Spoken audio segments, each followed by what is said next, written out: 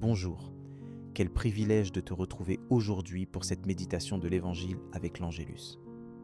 Que tu sois dans le tumulte du midi, entre deux rendez-vous ou au calme d'une pause bien méritée, je t'invite à te poser quelques instants. Aujourd'hui, nous allons oser nous interroger sur ce que cela signifie véritablement de suivre Jésus. Non pas à distance, mais de tout cœur, en lui donnant la première place.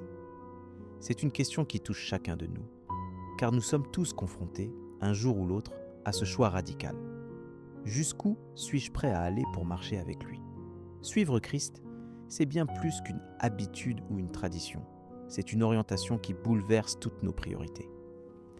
Le texte de ce jour, Luc 14, 25, 33, vient nous bousculer dans notre confort et nous inviter à regarder honnêtement notre engagement envers Jésus. Parfois, la foi peut ressembler à un bagage de plus, apporté parmi tant d'autres, famille, travail, projets, soucis. Mais Jésus, dans son amour exigeant, nous rappelle que le suivre, c'est tout lui donner, même ce à quoi nous tenons le plus. Cette parole n'est pas là pour nous décourager, mais pour nous faire goûter à la vraie liberté, celle qui naît du renoncement et du don total. Prends une grande respiration et laisse-toi toucher par cette invitation à vivre quelque chose d'extraordinaire. Avant d'aller plus loin, écoute attentivement ce que Jésus enseigne aujourd'hui. Je lis Luc chapitre 14, versets 25 à 33. En ce temps-là, de grandes foules faisaient route avec Jésus. Il se retourna et leur dit : « Si quelqu'un vient à moi sans me préférer à son père, sa mère, sa femme, ses enfants, ses frères et sœurs, et même à sa propre vie, il ne peut pas être mon disciple. Celui qui ne porte pas sa croix pour marcher à ma suite ne peut pas être mon disciple. Quel est celui d'entre vous qui, voulant bâtir une tour, ne commence par s'asseoir pour calculer la dépense et voir s'il a de quoi aller jusqu'au bout ? Car, si jamais il pose les fondations et n'est pas capable d'achever, tous ceux qui le verront vont se moquer de lui. Voilà un homme qui a commencé à bâtir et n'a pas été capable d'achever. Et quel est le roi qui, partant en guerre contre un autre roi, ne commence par s'asseoir pour voir s'il peut, avec 10 000 hommes, affronter l'autre qui marche contre lui avec 20 000 ? S'il ne le peut pas, il envoie, pendant que l'autre est encore loin, une délégation pour demander les conditions de paix.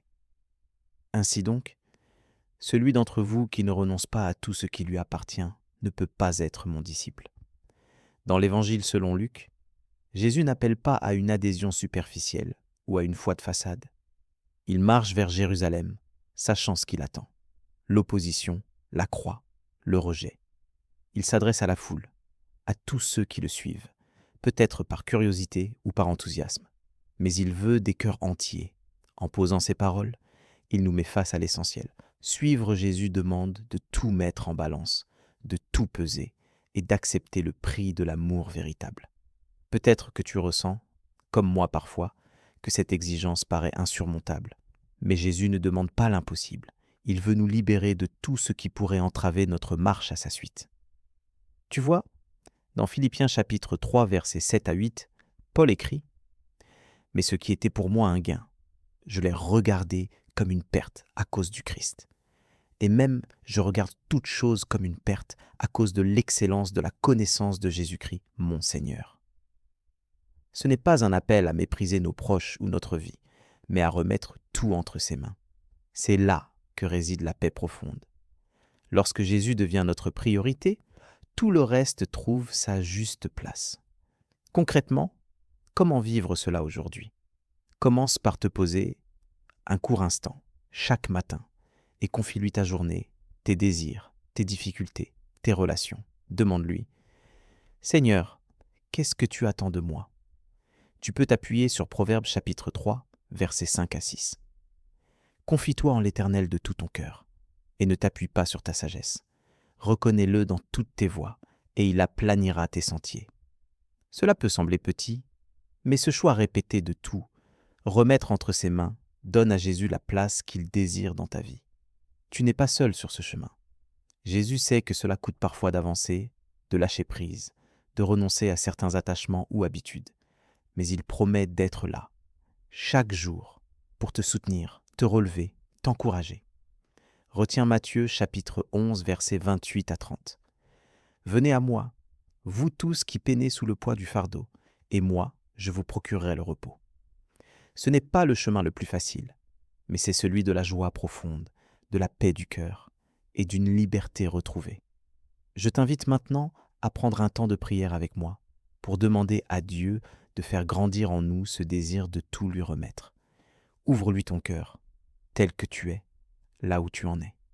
Seigneur, tu connais tout de moi, mes forces et mes faiblesses, mes peurs et mes désirs. Je veux aujourd'hui déposer devant toi tout ce qui prend trop de place dans mon cœur et qui m'empêche d'être entièrement à toi. Donne-moi la grâce de t'aimer plus que toute chose, plus que mes sécurités, plus que mes habitudes, plus que mes propres rêves. Apprends-moi à te choisir chaque matin, à t'accorder la première place, même lorsque cela me coûte. Aide-moi à comprendre que ce n'est pas un sacrifice vain, mais une porte ouverte vers une vie plus pleine, plus libre, plus vraie. Seigneur, que je sache porter ma croix à ta suite, avec confiance, certain que tu marches devant moi. Mets en moi la sagesse de poser les bons choix, de calculer le prix, mais aussi de m'abandonner à ta fidélité. Que ta parole soit ma lumière, comme il est écrit dans Psaume chapitre 119, verset 105. Ta parole est une lampe à mes pieds, une lumière sur mon sentier. Je confie entre tes mains les personnes et les choses auxquelles je tiens, et je te demande la force de tout te remettre, sachant que tu prends soin de chacun. Seigneur, renouvelle mon cœur. Donne-moi la joie de te suivre sans réserve. Viens habiter mes pensées, mes paroles, mes actions, afin que ma vie te rende témoignage. Merci d'être ce Seigneur proche, patient, compatissant, qui ne rejette jamais celui qui revient à lui. Que chaque jour, je sois davantage façonné par ton amour, uni à toi dans la confiance. Apprends-moi à marcher à ta suite avec foi et simplicité, à trouver ma paix en toi seul. Jésus, je t'appartiens aujourd'hui et à jamais, et c'est toi que je veux placer au centre de mon existence. Amen.